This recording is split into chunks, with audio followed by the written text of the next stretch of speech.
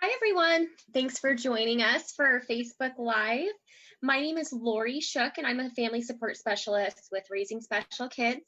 And I've been with the company for about 2 years now and have loved every minute of it.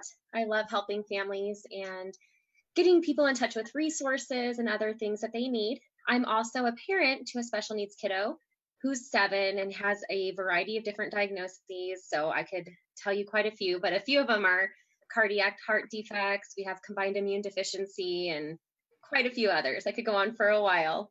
But here with me is my trusty sidekick, Nannette, and I'll turn it over to you. Thanks, Laurie. So hi, everyone. I too work over at Raising Special Kids. I'm the healthcare systems administrator. And I think I've been over there for 11 years, going on 11 years. And truly, it's a passion. Like Laurie said, it's not a job. I absolutely love helping all the families. And I too am a parent. My husband and I have 6 kids. I sometimes get a little choked up when I realize I'm not sure how that happened. I know how it happens, but honestly, never thought we would have such a big, beautiful family. And we actually have a few kiddos that have some medical issues. But our third child, our daughter, who's now 17, is the one that really introduced us into this whole world of having a child with special needs. And Annie has spina bifida. And yeah, and it's been great. I don't know where we'd be with the help and support that we received years ago with Raising Special Kids. So yeah, excited to be here. Do you have your coffee? I know, right? Coffee cup? Mama needs coffee. We're sitting here drinking and Mine cheers. says parenting, take it till you make it. Yes. So we're So here. coordinated. I know, right? We're here today just to talk about a few different things about being a special needs parent and how do you find those resources that aren't, just the state given resources. How do you broaden that network to figure out where you can find help? So there's a variety of different ways that can happen. It could be through the community, it could be through friends, it could be through family. Trusted medical providers have different resources as well. But I think working where we work, I had no idea until I started here the vast amount of resources there are available to special needs families.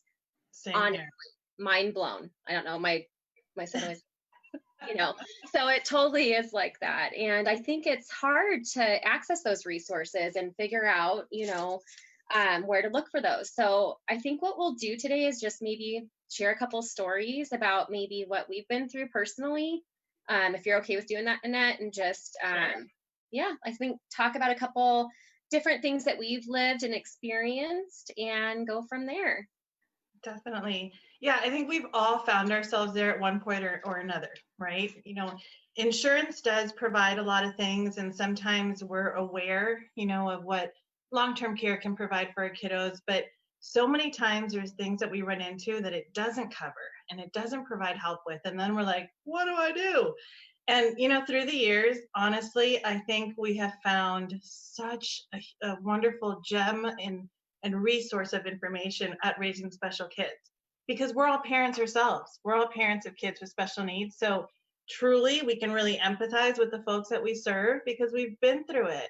And I can't tell you, no matter what is going on, don't hesitate to reach out to us because you never know whether it's a resource for financial hardship or maybe it's some type of equipment, or therapy that insurance doesn't cover and you need some help. There's so many community agencies out there that are willing to help. So for us, one of the really great ones that I learned about recently, it had to do with, so Annie had surgery.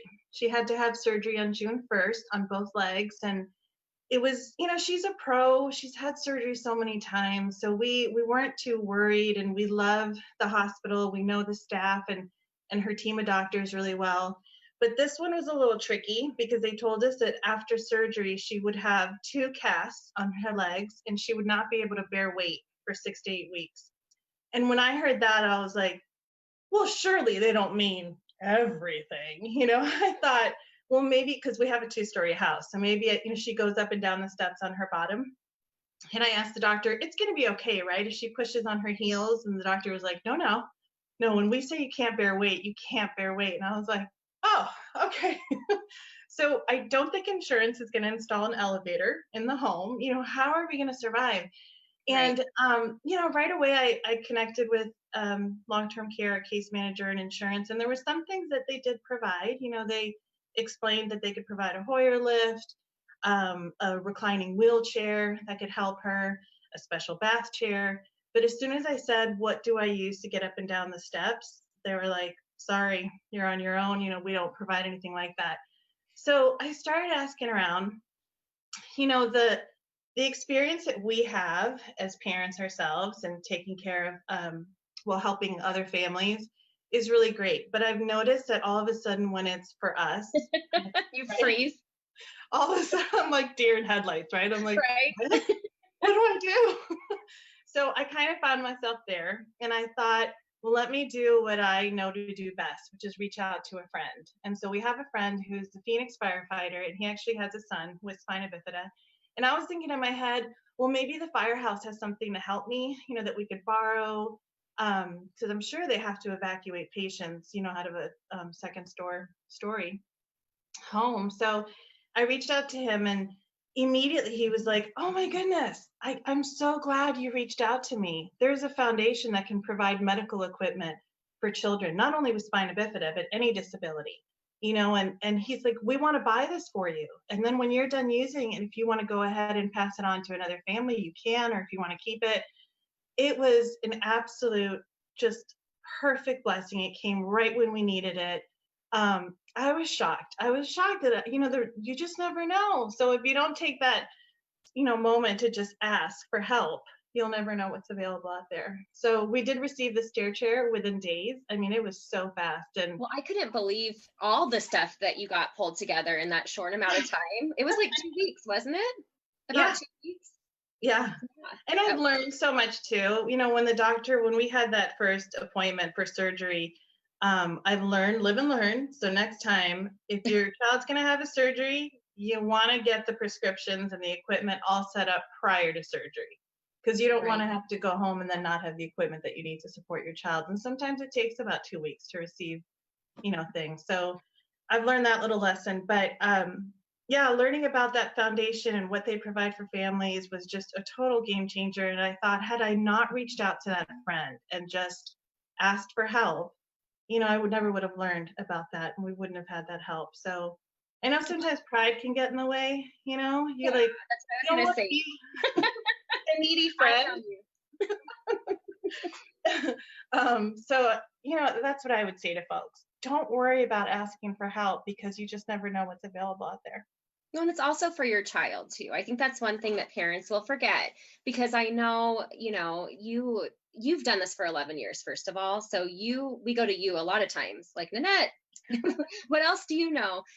So just the fact that you're still finding all of this stuff out, is amazing. So I think that there's never an end to the resources that come up, and it's good that we have such a huge bank of them, and this can be added to it now. But I also know the pride thing big time, because I love to be the one that, something goes wrong and the first thing I do is like run to the kitchen and start making a casserole for someone, because Right. I'm like, I don't know what else to do. I'm out of control, so casserole it is. But when we first found out we were adopting, and then, the child has special needs, and I had to stop working, we were set financially. I had a great paying job.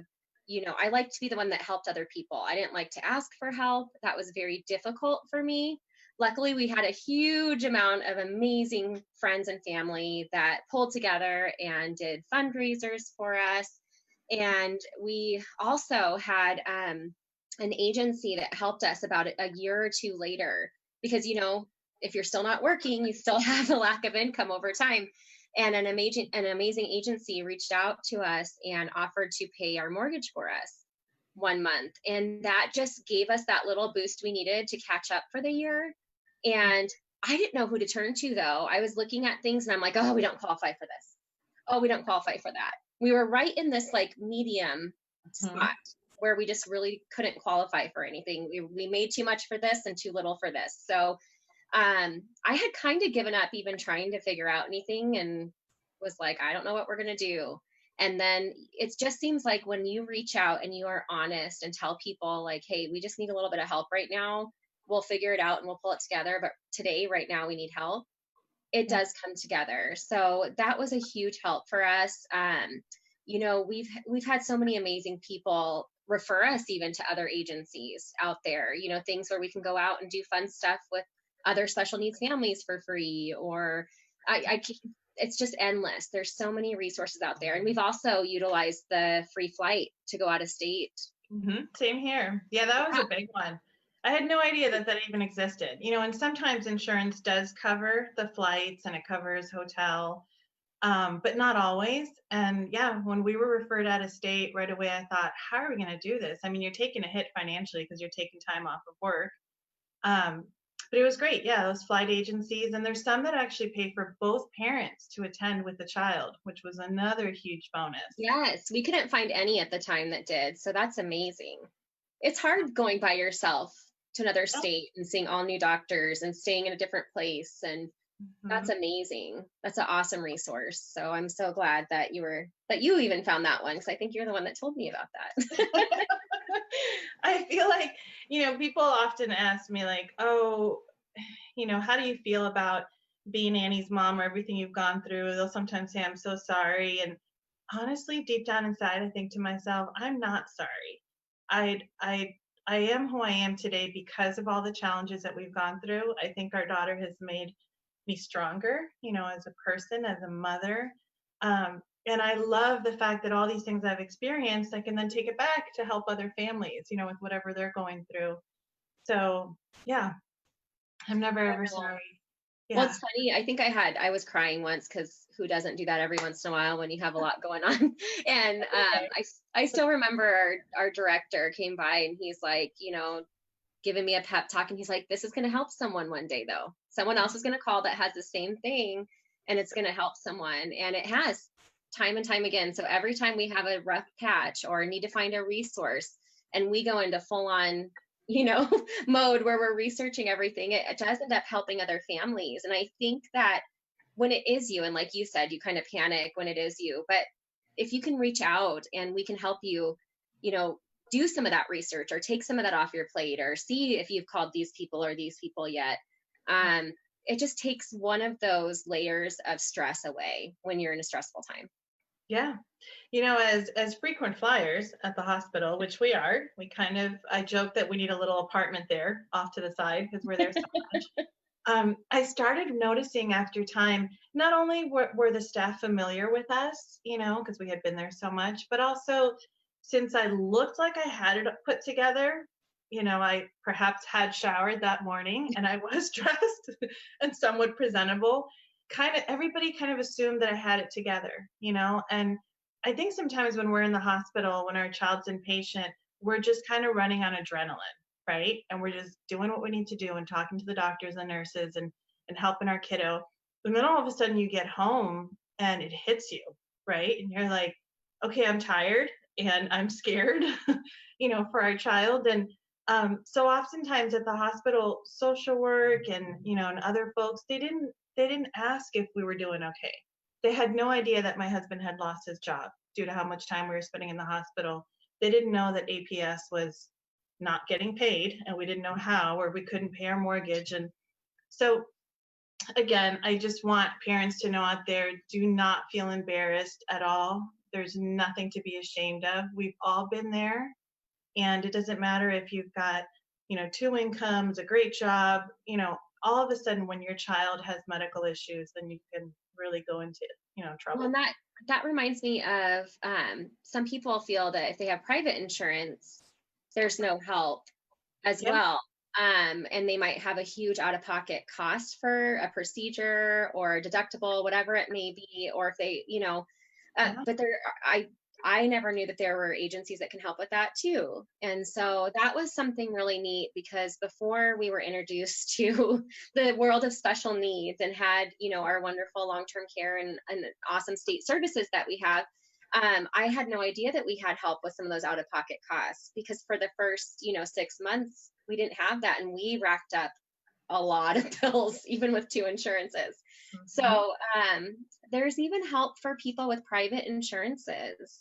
that need a little bit of help with that. So grant that you could apply for, and it not only helps with surgeries, it helps with therapies, equipment, all sorts of stuff. Yeah. it's amazing. And then like the fun ones too that you mentioned, a lot of times it may not be a financial resource you're looking for. You just want something fun to do as a family, and there's resources for that. Yep. I know COVID has kind of just thrown a wrench in our plans. Right. But that's another thing we can help with at Raising Special Kids. So if you are just having a real tough time and you don't know what to do with your child over the summer, or just have fears and concerns about school starting, we can also help with that, and resources and support for sure. Absolutely. And, I think it's super important to remember not to give up. So if you have looked and looked and looked, always give us a call and just see if we have something that you might have already checked, you might have already found it, but you may not have. I think that we always joke in the office that we may not all have it all together, but together we have it all. We can all pull resources together. Yeah, got it. So, we truly love what we do, and we do this to help everyone. So please, if you feel like you're at the end of the rope and you just need help, reach out to us. That's what we're here for. We're here during these times, even though we're working from home.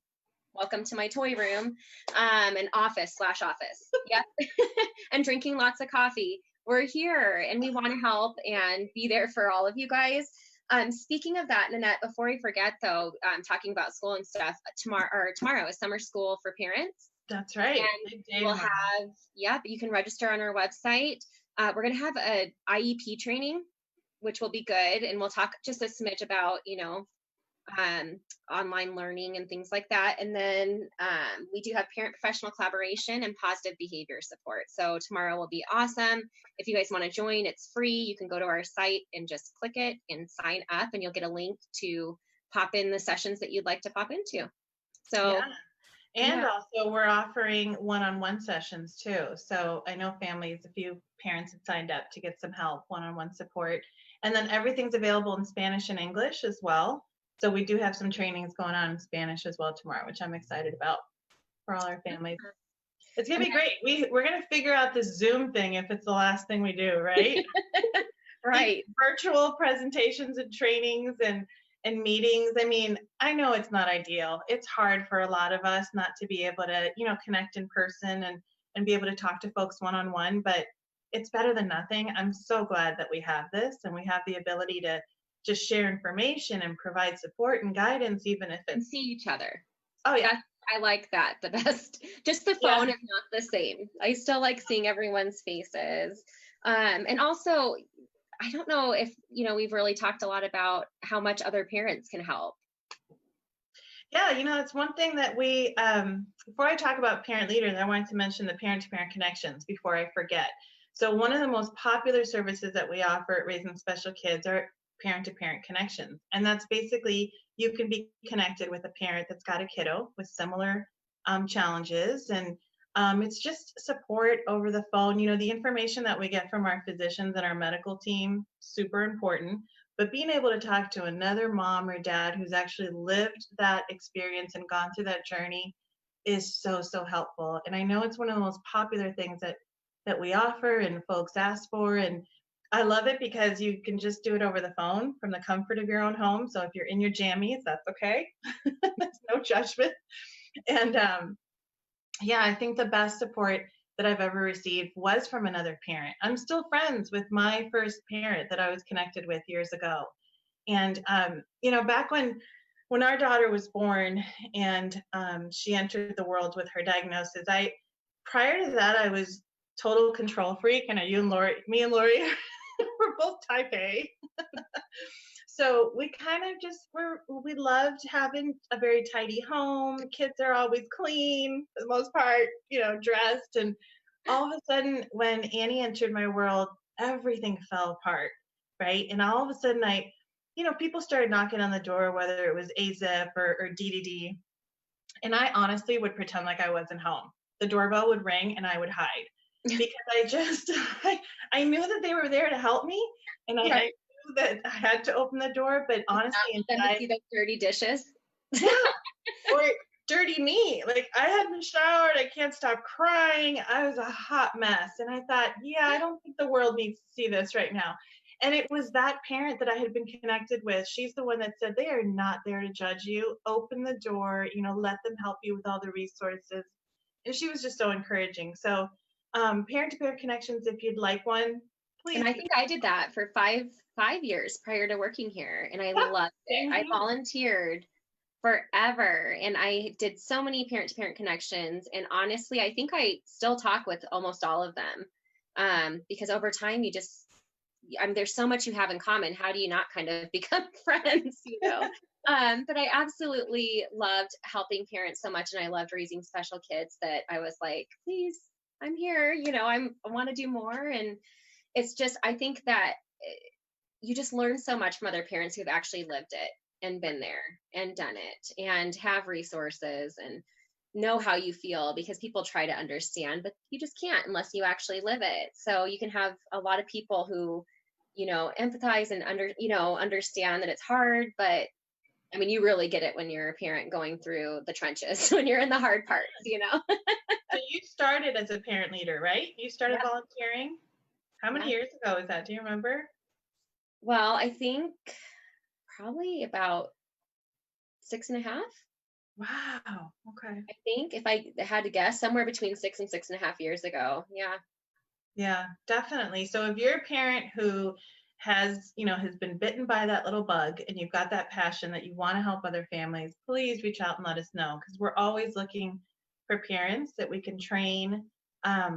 There's something just so unique about that, being able to give back. I've always, when I was doing it in volunteering, I felt like sometimes you almost feel like you may not click with that person. You'll be on the phone and you're like, I don't know if I'm helping them.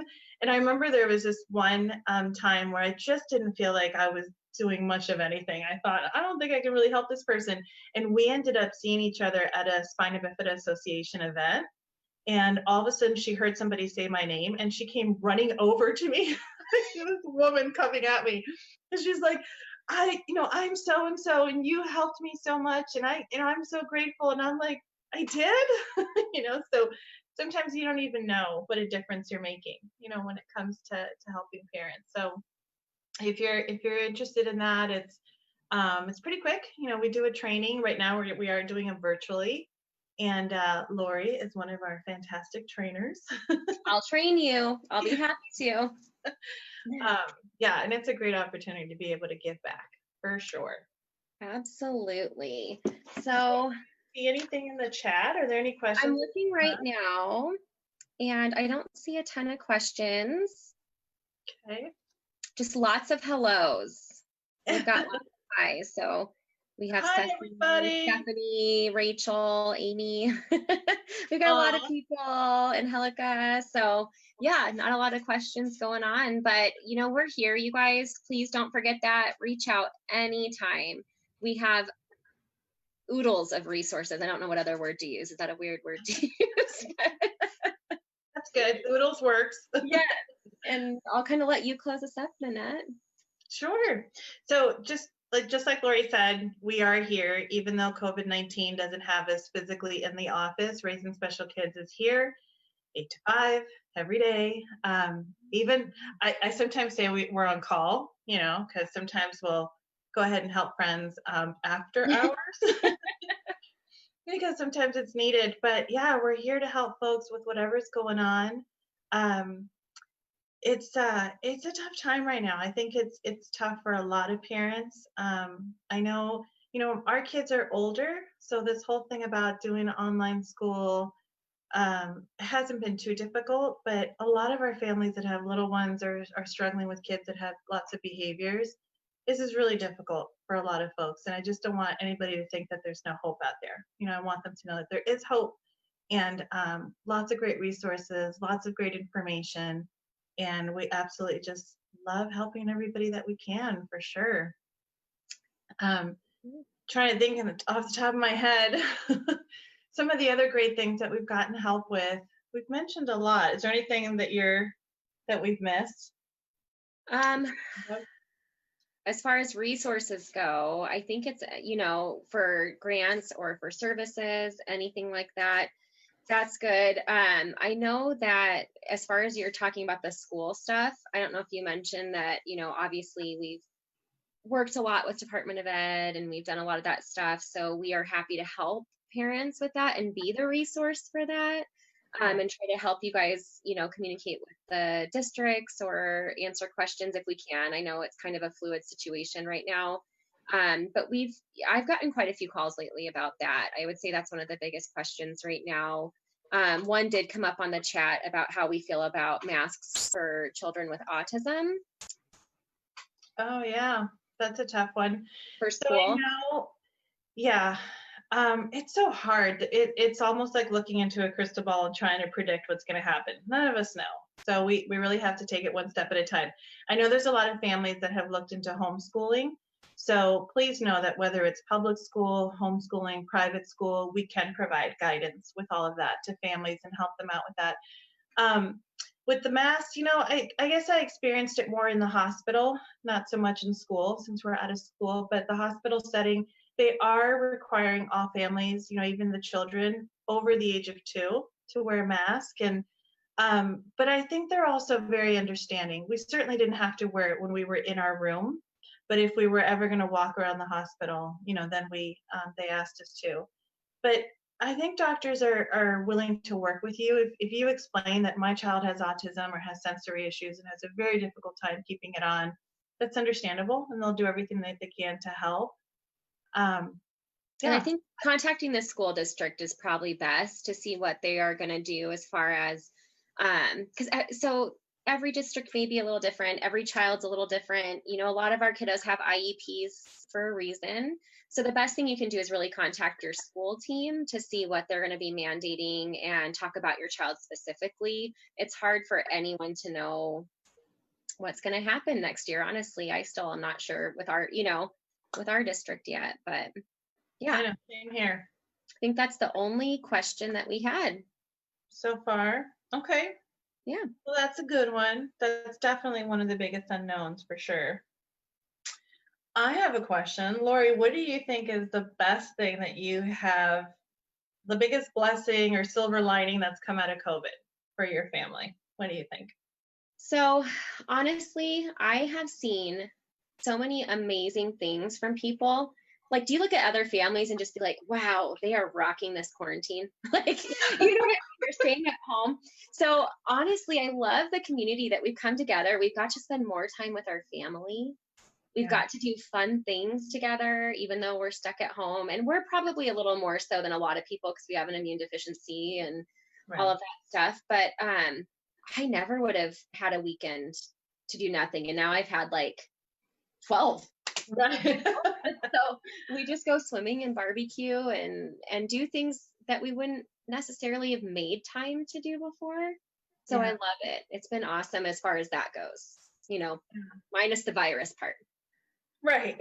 Yeah, same here. I've joked that I'm glad that we like each other, here in my family, because we're spending a lot of time together.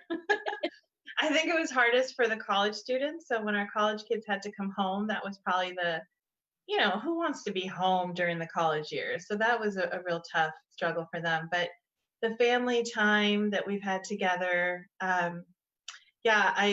I laughed when you mentioned that about other families. So on Facebook, I saw a post of a family that we're friends with, and they were all going to church online, watching TV, and they were all dressed. And I was like, ooh, yeah, we're not doing so good. They went up you.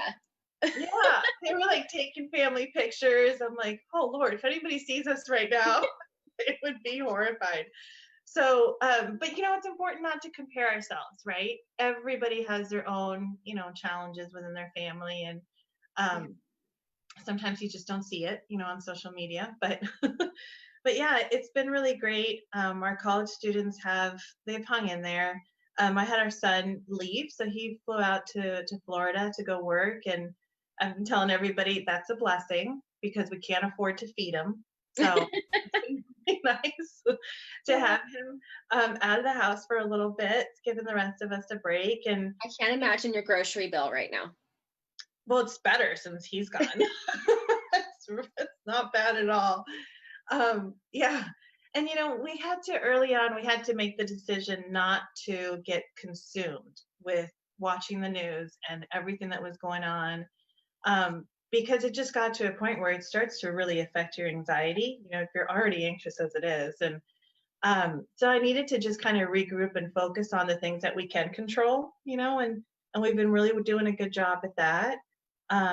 Yeah, so it hasn't been too difficult. And then, of course, when Annie had surgery and she can't go anywhere, she can't stand up or walk or anything. So we've had to just, stay home and have fun, play games as a family, and it's been good for the most part. Awesome. And I know we're approaching the end of this, but I wanted to read a really sweet comment that came through that was just so well written. If we have one more minute, I don't know what time it is. Go for it. So it says, the biggest blessing for us, this is from Stephanie Wilson, the biggest blessing for us is that so many people now understand and have compassion for our situation. So many people are used to judge us and feel pity for us when we had to be on quarantine because they have medically complex kids. My kids feel so different, and now they don't feel so different. Oh, I love it. I know, that was her takeaway from it, which is a great way to look at it. For Stephanie, you're gonna make me cry. I know, it was so good. I just thought that was a great thing to kind of end with, because maybe it just brought everyone a little closer as far as understanding what sometimes complex medical families have to experience. Definitely. I love it. Thanks for sharing that, Laurie. Yeah. All right. So if there's no other questions, I guess we can wrap it up. Do you want to go ahead and close this out? We really enjoyed this. You guys are all amazing. It's been so great being able to reach out to all of you still, and sometimes be able to see you all and read comments and have you guys calling us. Thank you so much for joining us, and I hope you guys have the best weekend. Stay healthy. Love it. Take care, everybody. Want to cheers again? Oh, yeah.